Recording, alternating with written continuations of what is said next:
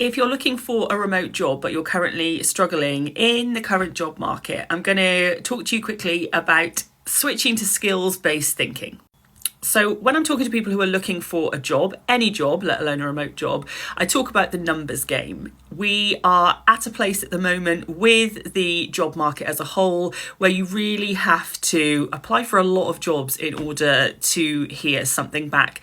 That's just the state of the industry, right? We know it. No point banging on about it. But that can often leave you feeling quite disheartened. It takes a lot of time and often the quality of your applications suffer. But there has been a shift in recent years, particularly in the remote work market, towards a more skills-based way of thinking. Now, this is something that can be harnessed very well if you have had a non-traditional career.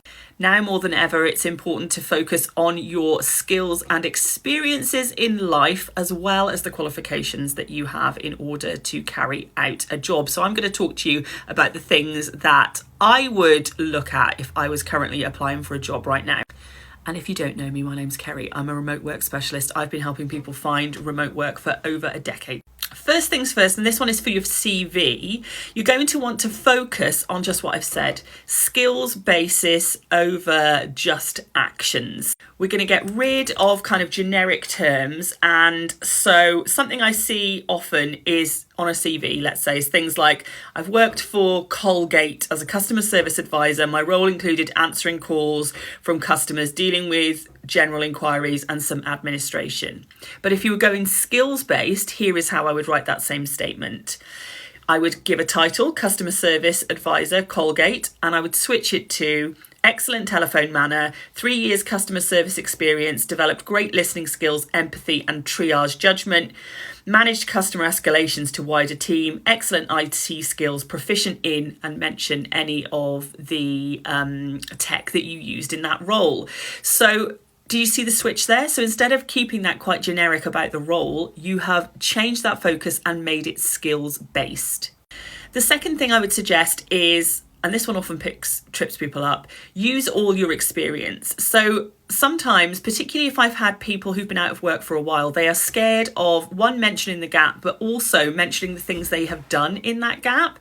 So they're scared of mentioning volunteer work, they're scared of mentioning any kind of side hustles or business experience they've had, any online learning they have done, things that they might have been involved in with schools or sports groups. All of that kind of stuff helps you build crucial, fantastic, usable key skills. So mention them, but flip back to what I just said about your CV and make sure you're using the kind of skills descriptions to mention what you've done and mention the skills that it has developed within you.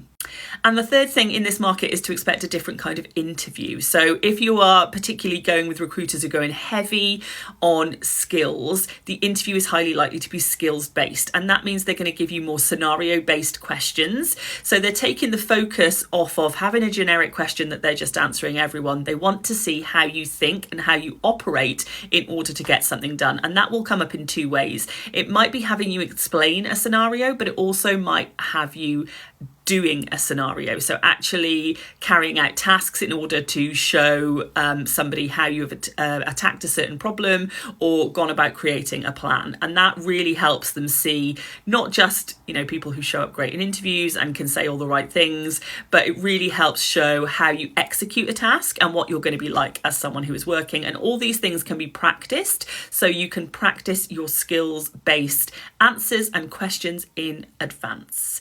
There are three things that I would focus on in the skills-based job market. If you're looking for remote work, let me know what you're looking for in the comments. I'll do my best to find it for you.